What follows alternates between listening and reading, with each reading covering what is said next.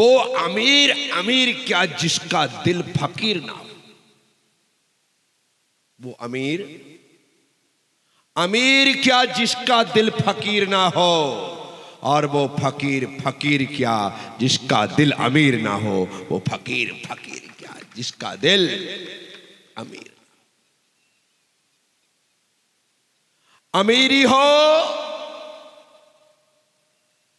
तो फकीरी अपने दिल में रखना, और फकीरी हो तो अमीरी अपने दिल में रखना। व्यक्ति धन दौलत से अमीर नहीं होता। व्यक्ति मन से अमीर होता है। इसीलिए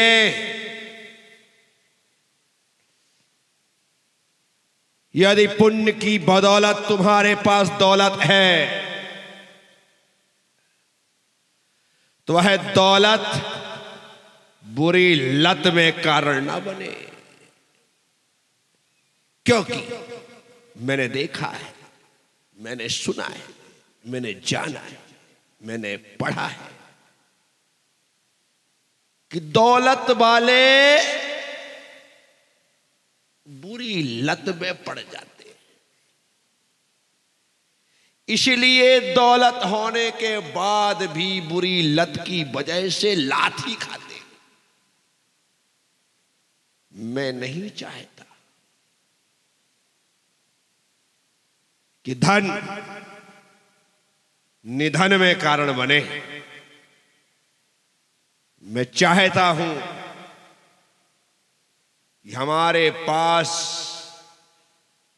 थोड़ा सा भी धन हो तो धर्म में कारण बनना चाहिए। क्योंकि मंदिर में डाला गया एक सिक्का भी हमें धर्मात्मा होने की बात। एक सिक्का कोई आपने वहां पर हजारों लाखों रुपए भंडार में नहीं डाले, जेब से एक सिक्का निकाला और आपने डाला, तो उससे लगता है कि आपके भीतर देने की आदत है। आप परमात्मा के द्वार पर आते हैं तो खाली नहीं जाते हैं, कुछ ना कुछ डाल के जाते हैं। उसे दे करके जाते हैं जिसने तुम्हें दिया, उसे दे करके जाते जिसने कितना दिया, इतना दिया। तुमने कितना दिया, इतना दिया। पर इतना दो या इतना दो, गुरूर मत करना, अहंकार मत करना। क्योंकि वह अहंकार हमारे विनाश का कारण बन सकता है। इसीलिए 1 रुपया देने वाला भी उतना ही महत्वपूर्ण है जिसने 100 रुपया दिया है। 100 रुपये देने वाला भी उतना ही महत्वपूर्ण है जिसने 1000 दिए हैं। 1000 देने वाला भी उतना महत्वपूर्ण है जिसने 10,000 दिए हैं। 10,000 देने वाला भी उतना ही महत्वपूर्ण है जिसने लाख दिए हैं। जितने लाख दिए हैं वह भी उतना महत्वपूर्ण है जिसने करोड़ों दिए हैं। कोई कम नहीं है, हर व्यक्ति ने अपनी स्थिति के अनुसार दिया है। 1 रुपया भी दिया जाता है तो वह 1 रुपया भंडार के 99 रुपए को 100 बना देता है। इसलिए 1 भी बड़ा महत्व का है। साथियों, मैं आप सबसे कहता हूं, तन की नहीं मन की फकीरी जरूरी है। मन से व्यक्ति मस्त मौला फक्कड़ स्वभाव का होना चाहिए। अपनी जिंदगी इस तरह से इस अंदाज से जीने वाला होना चाहिए कि उसकी जिंदगी को देख करके अनेकों जिंदगियां जीना सीख लें तो समझना तुम्हें जिंदगी जीना आया है। मैं लोगों से कहता हूं, हंस कर जियो, मुस्कुरा कर जियो, खिलखिला कर जियो, गुनगुना कर जियो। जीना है तो अच्छे से जियो ताकि हमारी जिंदगी किसी के लिए प्रेरणा बन सके। रोते रोते तो बहुत लोग जी रोने वालों की धरती पर कभी नहीं है, लेकिन कमी है तो हंसते मुस्कुराते खिलखिलाते जीने वालों की। मैं पूछता हूं आपसे, क्यों रो रहे हैं आप? वजह क्या है? कारण क्या है? कोई कमी हो और रोना हो तो समझ में आता है। घर में गमी होती है तब रोना आता है, जीवन में कमी होती है तब रोना आता है, क्योंकि कमी या गमी हमारी आंख की नमी में कारण बनती है। क्या कमी या गमी हमारी आंख की नमी का? और हमारे यहां पर तो कोई कमी ही नहीं है, किसी प्रकार की कोई गमी नहीं है, फिर ये आंख में नमी क्यों है? मैं आपसे चेहरा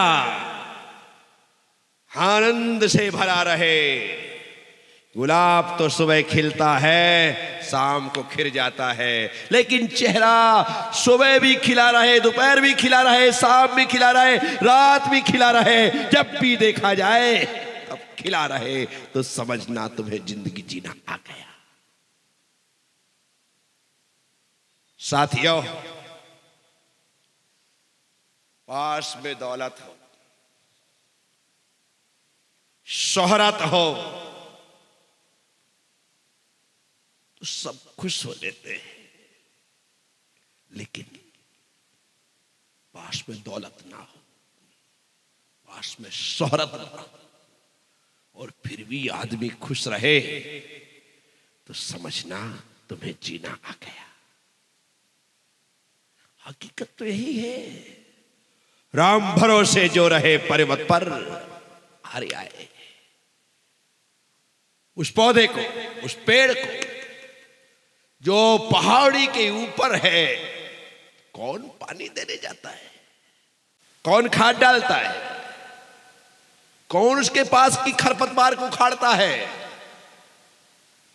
कौन बागवान उसकी छटाई कटाई करता है कोई? नहीं। तो फिर वह इतनी ऊंचाई पर जहां पर कोई पानी देने वाला नहीं है, वहां पर हरा भरा कैसे है? और हमारे घर के गमले का पौधा, जिसे बराबर तरीके से सुबह शाम देखने वाले, उसकी सेवा शुश्रूषा करने वाले, उसे पानी देने वाले, उसमें खाद डालने वाले, उसमें दवाई डालने वाले सब है, लेकिन फिर भी सूख रहा है। वजह सिर्फ एक, वो पौधा राम भरोसे है, और ये पौधा रामलाल के भरोसे है। बड़ा अच्छा व्यक्ति रामलाल गुर्जर। भवानी मंडी से यहां तक यदि वो व्यक्ति अपनी पत्नी के साथ, अपने परिवार के साथ आया है, तो ये बात तो पक्की है कि उसके मन में एक आस्था और श्रद्धा है, इस कारण से यहां तक चलकर आया, नहीं तो कौन आता जाता है। भवानी मंडी के पूर्व अध्यक्ष रह चुके हैं, और जहां पर बराबर कारुण्य की इनकी पत्नी सुगना गुर्जर, वो भी बराबर तरीके से आज भी पार्षद है, निर्विरोध चुन करके पार्षद बन करके वहां पर आई है, तो बराबर तरीके से काम कर रहे हैं। तो मैं कह रहा, राम भरोसे जो रहे पर्वत पर हर आए, और राम लाल भरोसे जो रहे वो तो गमले में भी मुरझाए। तो इसलिए लोगों के भरोसे पे मत जीना। क्या कह रहा हूं मैं? ये तो नाम जोड़ दिया मैंने, लोगों के भरोसे पर। भरोसा सिर्फ राम पर होना चाहिए, भरोसा सिर्फ परमात्मा पर होना चाहिए, विश्वास सिर्फ अपने इष्ट आराध्य पर होना चाहिए। जिसका श्रद्धान अपने परमात्मा पर होता है, वो हर हाल में खुशहाल होता है, हर स्थान पर आनंद की जिंदगी को जीता है। लेकिन हम तो वो लोग हैं जिन्हें लगता है कि मैं अपने पत्नी के बिना जी नहीं सकता, मैं अपने पति के बिना जी नहीं सकता, मैं अपने बच्चों के बिना जी नहीं सकता, मैं अपने माँ बाप के बिना जी नहीं सकता, मैं अपने परिवार के बिना जी नहीं सकता। तो एक काम कर, जब इनके बिना जी नहीं सकता तो मर ही जा, क्या फायदा? अरे जिंदगी में कहो कि मैं परमात्मा के बिना नहीं जी सकता, तो निश्चित तौर पर तुम्हारा सोच सही है, क्योंकि ये सारे के सारे लोग तो यहीं पर मिले हैं और यहीं पर छूट जाने वाले हैं। लेकिन वो परमात्मा है जो हर हाल में हमारे साथ रहने वाला है, यहां भी और वहां भी। जीवन बीमा का आपने ऐड सुना होगा, जिंदगी के साथ भी जिंदगी के जिंदगी के साथ भी जिंदगी के बाद भी। क्या बेवकूफ बनाते हैं लोग। ना जिंदगी के साथ है ना जिंदगी के बाद है। लाइफ इंश्योरेंस तुम्हारा, और मिलेगा किसे? किसे मिलेगा?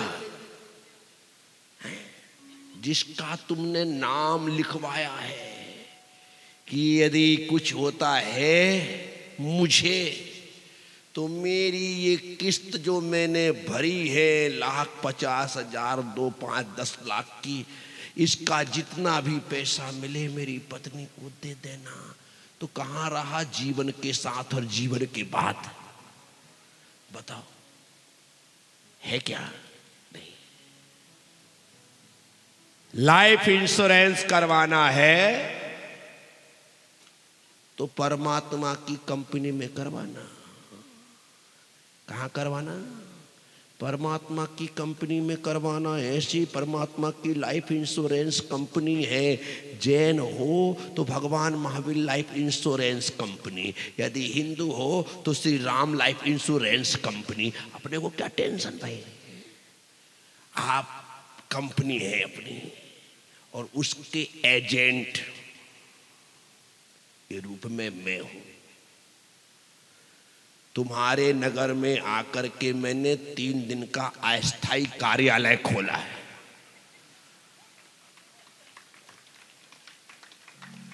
जिसको भी अपना इंश्योरेंस करवाना हो वो यहां भी करवा सकता है, कमरे में भी करवा सकता है, जहां मैं मिलूं वहां पर करवा सकता है। पर ईमानदारी से बाद में आपको अपनी किस्त चुकाते रहना है। बिना किस्त के काम चलने वाला, ईमानदारी चुकाना। पिछले बार जब मैं यहाँ पे आया था 10 साल पहले, तब भी लोगों ने किस्त चुकाई थी। होली में पुड़िया डाल के, गुटखा डाल के, सिगरेट डाल के, बीड़ी डाल के चुकाई थी। वो बराबर इंश्योरेंस करवा लिया कि फाइनल गुरुदेव हमने इंश्योरेंस करवाया, अब हम बराबर किस्त देते रहेंगे। लेकिन ऐसे बेईमान लोग निकले,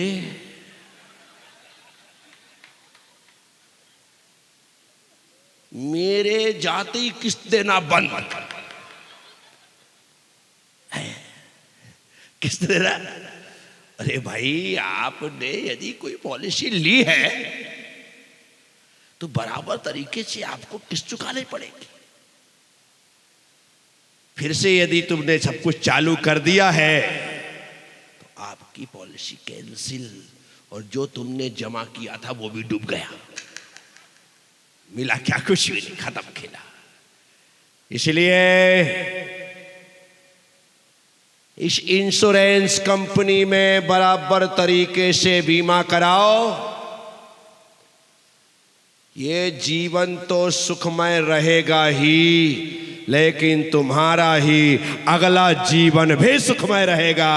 इसे कहते हैं जिंदगी के साथ भी और जिंदगी के वहां भी तुम्हें ही मिलने वाला है। तुमने जो छोटा बड़ा कोई भी नियम लिया है उसका फल तुम्हें ही मिलेगा। तुम पेड़ लगाओ, तुम्हारी पीढ़ियां खाती हैं, लेकिन आप श्रेष्ठ कार्य करो, पुण्य कार्य करो, उसका फल तुम्हारी पीढ़ियों को नहीं, तुम्हें ही स्वर्गों में जाकर के प्राप्त होने वाला है, अन्य गतियों में जाकर के प्राप्त होने वाला है। इसलिए हमें वह कार्य करना चाहिए। साथियों, धर्मः सर्व सुखा करो हित करो। धर्म ही है जो सभी प्रकार के सुख का कारण है। धर्म सर्व सुखा करो।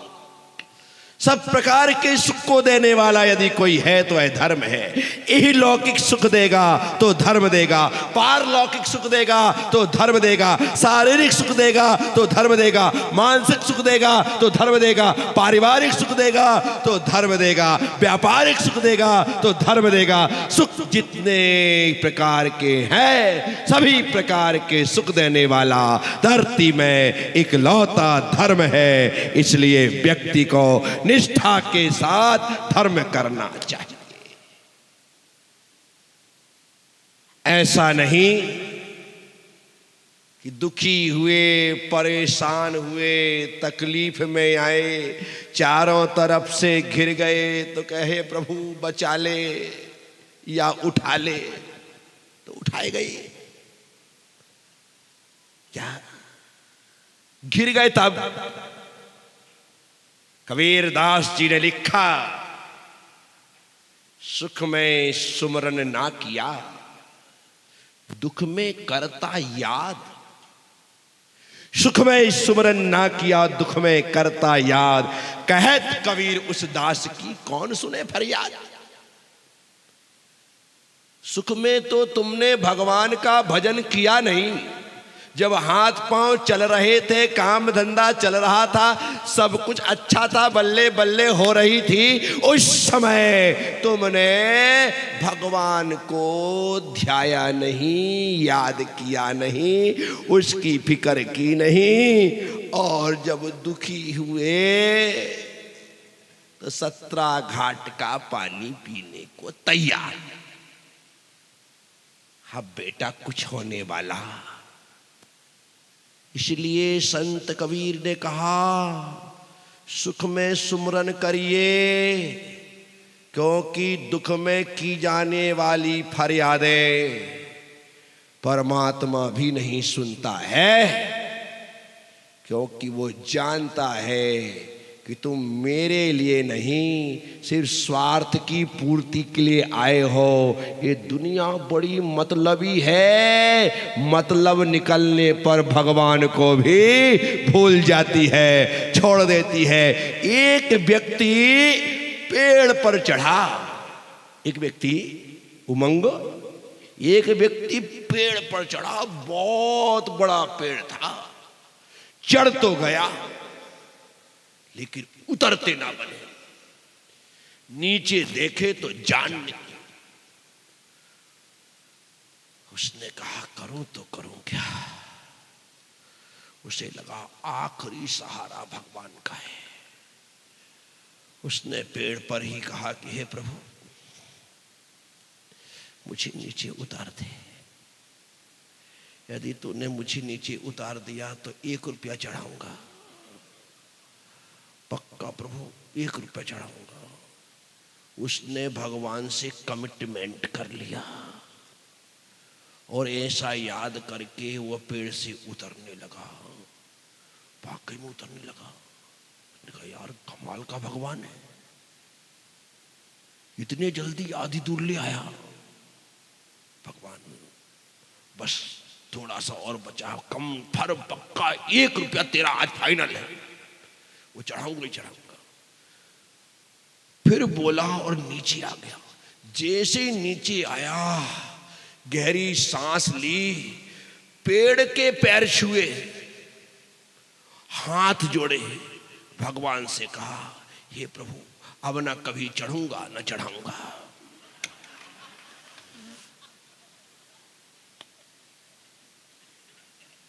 क्या? अब ना कभी चढ़ूंगा ना चढ़ाऊंगा। क्या करोगे? इतना बेईमान है आदमी। भगवान से कमिटमेंट करता है और तोड़ देता है। क्या पा सकेगा वह? जरा से तुमने जो सांसारिक रिश्ते बनाए हैं, यदि यहां पर किए गए कमिटमेंट टूट जाते हैं तो जिंदगी बद से बदतर हो जाती है। सामान्य से लोगों के बनाए हुए कमिटमेंट टूटने पर जिंदगी बद से बदतर हो जाती है। परमात्मा से किया गया कमिटमेंट टूट गया तो जिंदगी क्या होगी, थोड़ा सोच करके चलना। इसीलिए उससे कमिटमेंट करना मत। ईमानदार लोगों से तो बेईमान लोग अच्छे हैं। मुझे अभी रास्ते में बताया कि पास में एक सावरिया सेठ का स्थान है राजस्थान में। इसका सावरिया सेठ का मंदिर है, स्थान। बोले वहां पर ढेर सारे लोगों ने सावरिया सेठ को अपना पार्टनर बना रखा। काम भले 2 नंबर के करें, भले अफीम के करें, चरस के करें, गांजा के करें, सारा दुनिया की चीज करें, लेकिन सावरिया सेठ उसका पार्टनर है। और पार्टनर है तो बड़ा ईमानदार आदमी वो। भगवान को पार्टनर बनाया, सावरिया सेठ को पार्टनर बनाया है, तो जितनी कमाई होती वो ईमानदारी से वहां पर भेजता है। कहता कि नहीं सेठ, तेरे कारण ही ये मिला है। तो ऐसे लोग भी दुनिया में हैं जो गलत धंधे करते हैं, लेकिन पार्टनर भगवान को ही बना करके, उसको ही बना करके उसको भी लपेट लेते हैं। वो कहता मैं थोड़ी कर रहा हूँ, सेठ का ही है। बोलो ना, मुझे जो बताया मैंने आपको ही बताया, इसके अलावा मैं जानता नहीं हूँ। ना सावरिया सेठ को जानता हूँ ना आप जैसे सेठों को जानता हूँ। मुझे तो जो बता दिया जाता है बस मैं वही बात आप तक कभी कभी पहुंचा देता हूँ। याद आने पर, वक्त पर, जहां जरूरत पड़ जाती है वहां पर फिट कर देता। तो ऐसे लोग भी है। आप सब तो एकनिष्ठ ईमानदार लोग हैं। भगवान से जो वादा करो उसे जीवन की आखिरी सांस तक निभाना। जीवन की आखिरी सांस तक निभाना। पूर्वा नाम का एक भील था। पूर्वा नाम का भील था, भील आदिवासी।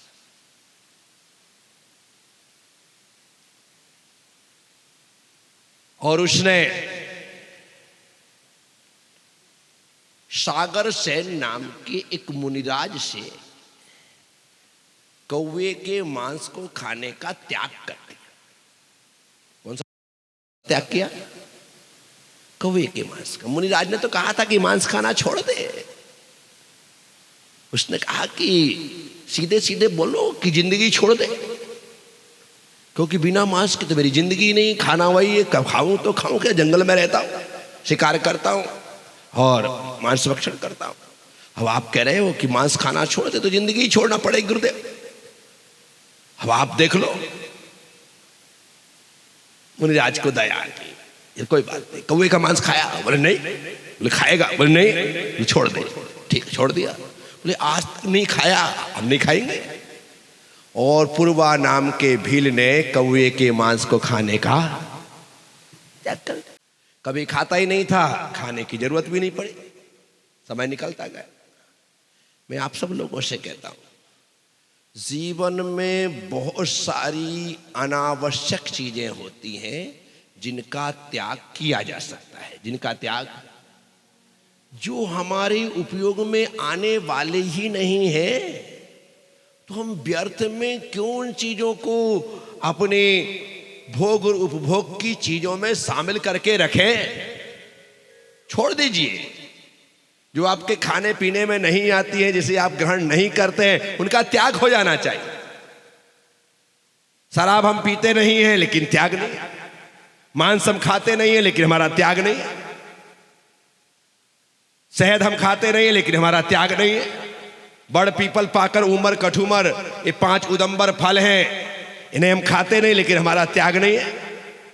अरे भाई, जब खाते नहीं हो तो त्याग करने में क्या तकलीफ है?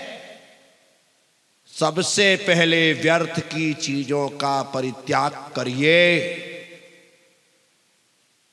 अनावश्यक को हटा दीजिए। आपने मंदिरों में भगवान की मूर्ति के दर्शन किए होंगे ना। मूर्ति कैसे बनती है? कैसे बनती है? बाहर से भगवान को ला करके बनाया जाता है या पत्थर के भीतर से भगवान प्रकट होते हैं? जल्दी बोलो। बाहर से लाया कि भगवान पत्थर के भीतर प्रकट हुए? शिल्पकार क्या करता है, एक पत्थर होता है, वो देखता है कि इससे भगवान बनाए जा सकते हैं, तो कुछ भी नहीं करता है। उस पत्थर में जो मूर्ति छिपी है वह अनावश्यक जितना पत्थर होता है उसे छेनी हथौड़ी से तोड़ करके हटा देता है। क्या करता है? छेनी हथौड़ी से तोड़ तोड़ करके हटा देता है। जब अनावश्यक पत्थर हट जाता है तो भगवान प्रकट हो जाता है। बस हमारे जीवन में भी ऐसा जो अनावश्यक है, व्यर्थ है, बेकार है, जो जबरदस्ती हमने ओढ़ रखा है, हटा दीजिए। मैं दिगंबर कैसे हुआ? कुछ पहन करके हुआ या कुछ छोड़ करके हुआ है? पहन करके होता तो श्वेतांबर होता, पहन करके होता तो नीलांबर होता, पहन करके होता तो पीतांबर होता, पहन करके होता तो रक्तांबर होता। लेकिन मैंने ग्रहण करके दिगंबर अवस्था धारण नहीं की है, मैंने छोड़ करके, ये सबके पास है, जितने लोग यहां बैठे ना सबके पास दिगंबर अवस्था है। बस जो ऊपर अनावश्यक है मेरी तरह जिस दिन उतर जाएगा तुम भी दिगंबर हो जाओगे, कहीं से लाने की आवश्यकता नहीं है। अनावश्यक का जो त्याग है, जो व्यर्थ का कचरा हमने डाल रखा है, उसे हटाने की जरूरत है। हटाइए, एक एक करके हटाते जाओ, हटाते जाओ, हटाते जाओ, घटाते जाओ, आप पाओगे कि एकदम हल्के भी होते गए। और तो इसलिए परमात्मा पत्थर जो अनावश्यक है उसके हटने के साथ ही प्रकट हो जाता है। तो मैं आप सबसे कहता हूं, जितनी अनावश्यक चीजें आपके पास हैं उनको हटा दो। कोई काम की ही नहीं है, जबरदस्ती हमने इकट्ठा कर रखा है। दिवाली की सफाई होती ना तो इतना सारा कचरा इकट्ठा होता है और हम सोचते हैं कि बस कल भंगार वाला आएगा सब कुछ बेच देंगे। आपने पति पत्नी बच्चों सबने मिलकर के इतना सारा कचरा इकट्ठा किया, तुम चले गए बाजार, बच्चे चले गए स्कूल, बची आप अकेली, तो क्या करो? तो उस कचरे में से छांटने बैठ जाती, कोई काम की चीज तो नहीं है। और छांटते छांटते कचरा आधा ही बचता है, और ये भी काम किए, वो भी काम किए, ये भी काम किए, इतना निकाला था, बाकी सब अंदर सेट कर दिया। शाम को पति आकर के पूछता कि बेच दिया क्या? नहीं नहीं, बहुत काम की चीजें थी, मैंने वापस रख दी। यानी कि यहां तक कि पति की फटी हुई 17 छेद वाली बनियान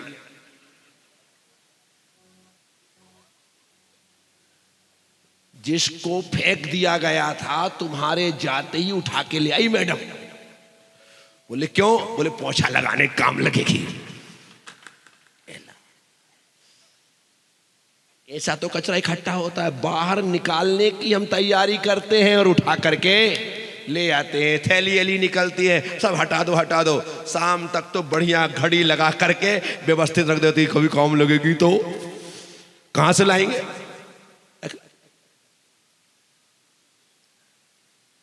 ये सच्चाई है। ये तो मैं सिर्फ उदाहरण दे रहा हूं, लेकिन ऐसा हमारे साथ होता है। हम निकालते हैं और घंटे 2 घंटे बाद फिर उठा करके रख लेते हैं। कचरा हमसे दूर हो ही नहीं पाता, हम उसी में घिरे रहते हैं। तो जो अनावश्यक है उसे हटा दो। मैं बाल उखाड़ता हूं और तुम बाल कटवाते हो। बोलो राजेश, तुम बाल कटवाते हो और मैं बाल उखाड़ता हूं। हर 3 महीने में 4 महीने में अपने बाल अपने हाथ से उखाड़ के फेंक देता हूं, मेरा ये काम है। मैं जड़ से नष्ट कर देता हूं। लेकिन तुम क्या करते हो? पूरे तो बिल्कुल ऐसे करवाओगे नहीं गंजे। तुम क्या करते हो, जो अनावश्यक रूप से बढ़ गया है उसे कटवा देते हो। क्या कर देते हो? और जैसे ही कटवाते हो बा मुश्किल से 5 ग्राम बाल निकलते होंगे मेरे ख्याल से, बा मुश्किल से 5 ग्राम बाल निकलने के बाद ऐसा लगता है जैसे 50 किलो का वजन कम हो गया। बोलो हाँ या ना? लगता है 5 ग्राम बाल निकलते हैं, 50 किलो वजन कम लगता है। मजा आ गया। नहाने के पहले और नहाने के बाद की स्थिति देखो। नहाने के लिए जैसे ही आप बाथरूम में जाते हो, नहा धोकर के यदि पूरा वो कचरा जो पूरा शरीर का मैल इकट्ठा करो तो बहुत मुश्किल से वो भी 5-7 ग्राम निकले। इससे ज्यादा थोड़ी मैल जमा है, इतना ही निकलेगा। उसमें भी साबुन का ज्यादा झाग रहेगा, शरीर का तो कम रहेगा। लेकिन जब नहा करके बाहर आते हो, क्या हुआ?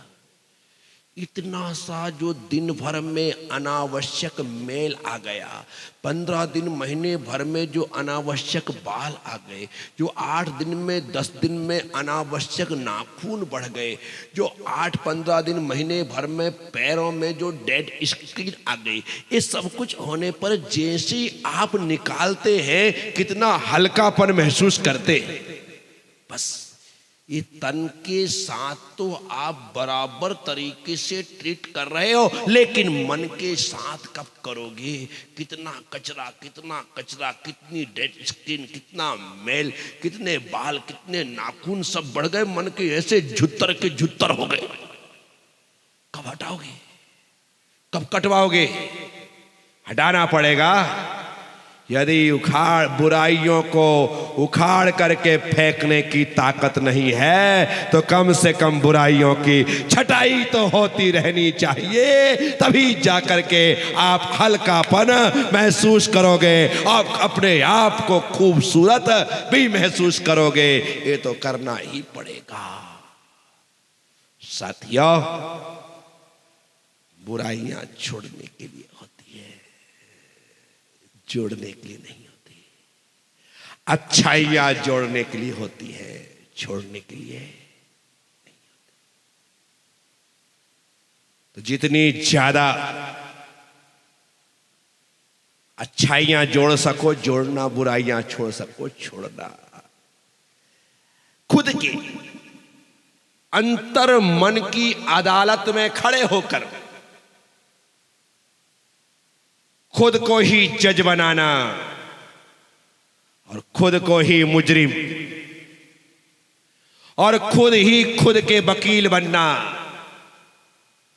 और वकील बनकर के सारी दलीलें देना और उस अदालत में खड़े होकर के खुद ही जज हो, खुद ही मुजरिम हो, खुद ही वकील हो और आप ही इंसाफ मांगना।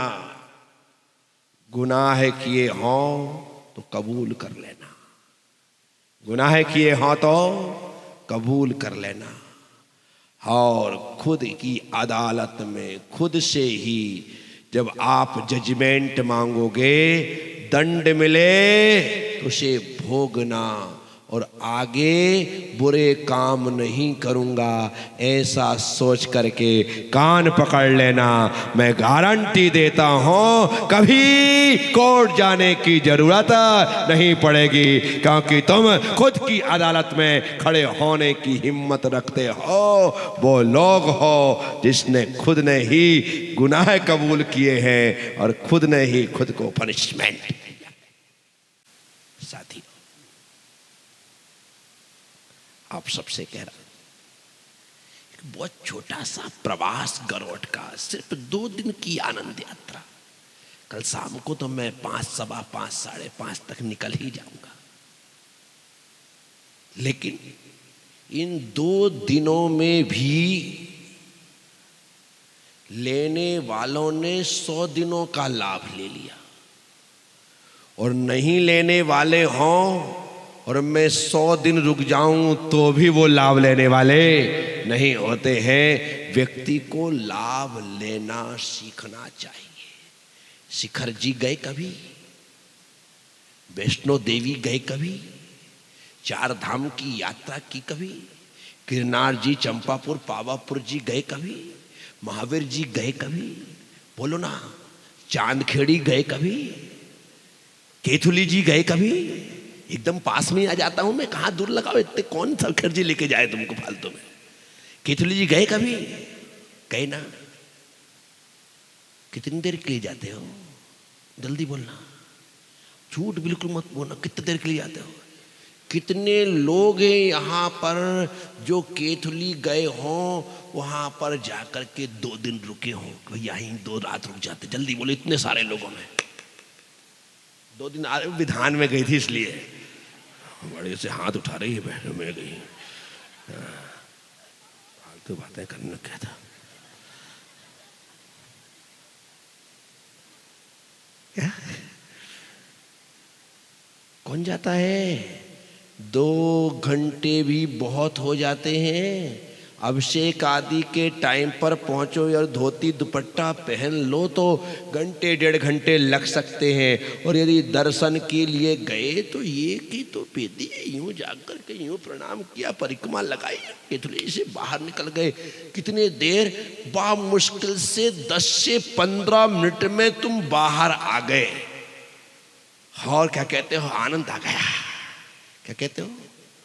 15 मिनट में जिसे आनंद आ सकता है, मैं तो 3 दिन के लिए यहां पर हूं। कितना? 3 दिन तुमको मैंने प्रज्ञा के सागर में डुबा के रखा है, आप इसमें डुबकियां लगाते रहे, ऐसा मैंने कह रखा। साथियों, आप हम सब लोग ऐसे ही समय समय पर मिलते रहे। 10 साल बाद आया ना, ना तुम मुझे भूले ना मैं तुम्हें भूला। 10 साल कोई छोटा मोटा टाइम नहीं होता है, बहुत लंबा समय होता है। वो छोटे छोटे बच्चे इतने किल्ली पिल्ली थे, वो सुअर की पूंछ पकड़ के घूमते थे। इतने बड़े बड़े हो गए, दाढ़ी मूछ आ गई हैं, हालांकि युवाओं की टीम में शामिल हो गए। विचार करो कैसा 10 साल एक बहुत बड़ा समय होता है। लेकिन 10 सालों में मुझे खुशी इस बात की है कि ना आप मुझे भूले हैं और ना मैं तुम्हें भूला हूं। बराबर तरीके से आज तुम मुझे याद करके बैठे हो। मैं एक ही प्रार्थना करता हूं कि हे प्रभु, जिस प्रकार से गरोठ वाले मुझे हमेशा याद रखते हैं, उसी प्रकार से वे मुझे भूल जाएं लेकिन तुझे हमेशा याद रखें। बस मेरा इतना ही कार्य है कि परमात्मा की सुरति दिला देना। परमात्मा की, गुरु का काम सिर्फ इतना ही है, परमात्मा की स्मृति दिलाता है, परमात्मा की स्मृति दिलाता है, परमात्मा की याद दिलाता है। तो मैं वही काम आपके बीच में आकर के कि परमात्मा को याद रखिए, क्योंकि याद रखने जैसा वही है। संसार के लोगों को याद करने से कुछ भी नहीं होगा, उस परम प्यारे परमात्मा को याद रखना है। क्योंकि वह याद रह गया तो समझना यहाँ से हम उसके पास, उसके चरणों तक पहुँचेंगे। इसलिए वो अमीर अमीर क्या जिसका दिल फकीर ना हो, वो अमीर अमीर क्या जिसका दिल फकीर ना हो, और वो फकीर फकीर क्या जिसका दिल अमीर ना हो। तो साथियों, अपनी अमीरी इसी में है कि कुछ भी ना होने के बाद भी मैं सब कुछ लुटाने को तैयार हूं। कुछ भी ना होने के बाद भी मैं सब कुछ लुटाने को तैयार हूं। ये फकीरी का अंदाज। लगता है कि आदमी दिलवाला है, कुछ नहीं है, लेकिन ले जा। एक संत की कुटिया में एक चोर घुसा। चोर घुसा तो संत को बड़ी खुशी हुई, कम से कम इस पट्टे ने मुझे इस लायक तो समझा। कि मैं भी अमीर हूं, अन्यथा ये तो अमीरों के घर में घुसते, आज मेरे घर में घुसा तो चलो यार कम से कम ये अमीर ही समझ रहा है। उसने, चोर ने पूरा कोई कुटिया तलाश ली लेकिन कुछ भी ना मिला। संत ने कहा यार बताओ, पहली बार कोई अपने घर में आया है, बोले खाली चला जाए। पर संत के पास कुछ था ही नहीं कंबल के अलावा, उसे ही बिछाता था, उसे ही उड़ता था, बस इतनी ही जिंदगी थी, कुछ था ही नहीं। चोर खाली हाथ जाने लगा। संत उठ करके बैठ गए, बोले भाई मैं इतना बड़ा अपमान सहन नहीं कर सकता। बोले क्या हुआ? बोले तू मेरी घर में आया, कम से कम तूने मुझे इस काबिल समझा कि मेरी कुटिया भी तेरे लायक है, अब तू खाली जाएगा तो तेरा तो हम फकीरों की, संतों की कुटिया से विश्वास जुट जाएगा, फिर तू कभी इस ठिकाने पे नहीं आएगा। बोले आप बात तो सही कह रहे हो, मैंने तो मन में सोच भी रखा था कि आज तो घुसा लेकिन आज के बाद कभी इस कुटिया में नहीं आऊंगा। क्या तुम्हारी, क्या किसी संत की कुटिया में नहीं जाऊंगा, खाली हाथ जाना पड़ रहा है। तो संत ने कहा मैंने मालूम था तू यही सोच रहा होगा। बोले यार ऐसा मत कर, ये निश्चित तौर पर हमारे संत समाज पर बहुत बड़ा कलंक लग जाएगा। तो बोले फिर क्या करूं? बोले मेरा इकलौता कंबल है, यही मेरा ओढ़ना है, यही मेरा बिछाना है, यही मेरा लपेटना है, सब कुछ मेरा यही है, ये मेरी पूंजी है, इसे ले जा। चोर ने कहा कि ठीक है दी, तुम देना चाहे तो दे दो, कम से कम खाली हाथ तो नहीं जाएंगे। और उसने संत का कंबल ले लिया और चला गया। अब कंबल की तासीर बड़ी खराब थी। जैसे ही कंबल उसने लिया और जाकर के उसने बिछाया और उस पर बैठा तो उसके भीतर से चोरी का भाव ही खत्म हो गया। उसे लगने लगा कि मैं अभी तक जो काम कर रहा था बड़ा पाप कर रहा था। जैसे संत ने कहा मैं इसे ही ओढ़ता हूं, इसे ही बिछाता हूं, आधा बिछाया आधा ओढ़ा, उड़ने के साथ ही उसने अपने कपड़े खोल दिए। लेकिन कपड़े की जरूरत क्या है, कंबल ही तो है। पता लगा एक ही रात में उस कंबल ने चोर को साधु बना दिया। मैं आप सबसे कहता हूं बड़े अजीब और गरीब किस्से हैं इस धरती पर साधु संतों के भी। उनकी लाइफ, उनकी जिंदगी, उनकी स्टाइल अपने आप अनोखी होती है। कुछ नहीं होने के बाद भी ऐसे जीते हैं कि धरती के शहंशाह वे ही हैं। और हकीकत है मैं बेताज बादशाह हूं। लोग तो ताज लगा करके भी बादशाह ना हो पाए, लेकिन हम तो बिना ताज के, बिना तख्त के, बिना सिंहासन के राजा और महाराजाओं की तरह जिंदगी जीते हैं। जब सिकंदर धरती पर भारत आया था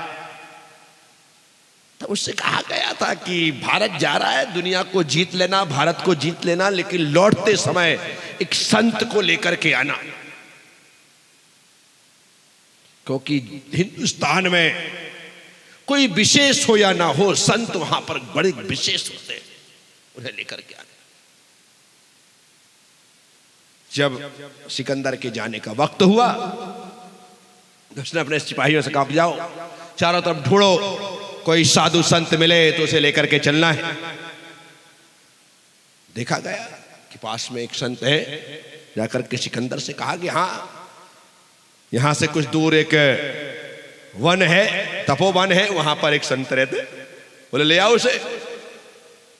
सिपाही गए, बोले चलो तुम्हें सम्राट सिकंदर ने बुलाया है। बोले कौन सिकंदर? कौन सिकंदर? बोले जानते नहीं हो, विश्व विजेता सिकंदर। अरे होगा कोई विश्व विजेता सिकंदर, यहां तो मैं ही सिकंदर हूं। ऐसी बात जब संत ने कही तो जाकर के सैनिकों ने कहा कि वो तो कमाल का आदमी, आपसे कोई डर ही नहीं है। बोले होगा कोई सिकंदर? सिकंदर तो मैं ही हूं। सिकंदर ने कहा कि सही में मुझसे कहा गया कि हिंदुस्तान में संत होते हैं वो बड़े गजब के होते हैं, मुझे ही मिलने जाना पड़ेगा। और सिकंदर आ गया। सुबह का वक्त था, सर्दी के दिन थे, संत धूप में मस्ती से लेट करके धूप का आनंद ले रहा था। सिकंदर आकर के सामने खड़ा हो गया। संत की आंखें बंद है, संत ने देखा ही नहीं। सिकंदर ने कहा कि मैं विश्व विजेता सिकंदर। संत ने आंख खोली, बोले एक तरफ हट जा। सिकंदर ने कहा किससे कह रहे हो? बोले तुमसे। बोले क्यों हटूं? अरे बोले मैं धूप ले रहा हूं तुझे दिख नहीं रहा है? मेरी फोकट की धूप में फालतू बाधा बन रहा है, एक तरफ हट। सिकंदर को लग गया कि ये दुनिया का बिल्कुल ऐसा जीता जागता विश्व विजेता बेताज बादशाह है जिसके सामने विश्व विजेता सिकंदर भी धूल के बराबर है, कुछ भी नहीं है। तब सिकंदर को लगा इसे तो ले जाना ही पड़ेगा। तब एक तरफ हट करके कहा कि महात्मा जी मैं आपको ले जाने के लिए आपके पास आया हूं, आप मेरे साथ चलिए। तब आचार्य दोला मस्त ने कहा कि नहीं मैं तो नहीं जा सकता हूं, लेकिन इसको ले जा। कल्याण मुनि को उसके साथ भेज दिया, कल्याण मुनि को उसके साथ भेज दिया। विचार करना, जो व्यक्ति जो साधु अपनी लाइफ को इस तरह से जीता है, जिसके सामने दुनिया को जीतने वाला भी हाथ जोड़ करके खड़ा होता है, धूप लेता है तो एक तरफ खड़ा कर दिया जाता है और उसे खड़ा होना पड़ता है। और कल्याण मुनि को भी इसलिए भेजा था ताकि उसका कल्याण हो सके, क्योंकि उन्हें पता था सिकंदर वापिस पहुंच ही नहीं सकता, बीच में ही इसका अंत हो जाएगा। और वही हुआ। कल्याण मुनि जा रहे हैं साथ में, बीच में ही सिकंदर का अंत हो गया। कल्याण मुनि वापिस लौट करके आते हैं, कन्याकुमारी के तट पर कठोरतम तपस्या करते हैं और वहीं पर वे समाधिस्थ हो जाते हैं। आज भी कल्याण मुनि का समाधि स्थल कन्याकुमारी का वह पवित्रतम पावन तट है। तो साधुओं की अपनी अपनी मस्ती होती है और उसी मस्ती के हिसाब से वो जीते हैं।